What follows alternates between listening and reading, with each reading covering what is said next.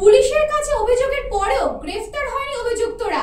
আতঙ্কে দিন কাটাচ্ছে আরিয়াদহের পাজা পরিবার। শোন, তোকে ওপেন চ্যালেঞ্জ করছি। তোর কোন নেতা আছে, তোর কোন পুলিশ আছে, ওপেন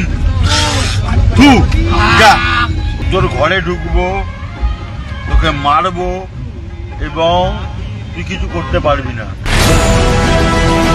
গত 7 মে আরিয়াদহের বাসিন্দা বিমল পাজা তার পরিবারকে সোশ্যাল মিডিয়ায় ফেসবুক লাইভের মাধ্যমে হুমকি দিয়েছিল জায়েন্ট সিং এর সাগরেদ সুশোভন সার্কেল ও তার দলবল।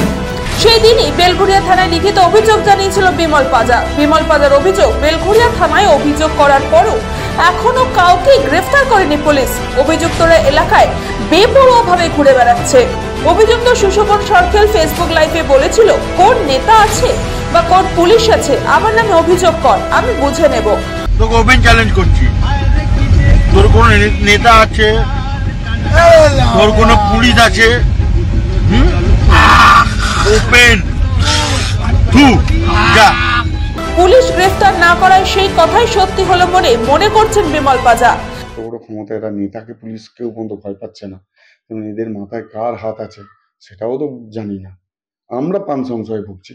ওরা ফেসবুক লাইভ করে রীতিমতো ধমকি দিচ্ছে যে জেন্ট সিং বেরোলে সবাই মিলে ঢুকে বাড়িতে প্রচুর পরিমাণে মারা হবে, মানে প্রাণ নাশের হুমকি পর্যন্ত দিচ্ছে। এটা হচ্ছে জেন্ট সিং এরই সাকরেদ, ওই কি সরকেল বলে একজন। দিনের বেলায় বাড়ি থেকে কাজের সূত্রে বেরোলো, সন্ধ্যের পর বেরোতে ভয় পাচ্ছেন তিনি। ভয়ে সবাই আতঙ্কে রয়েছে, পুরো পরিবার।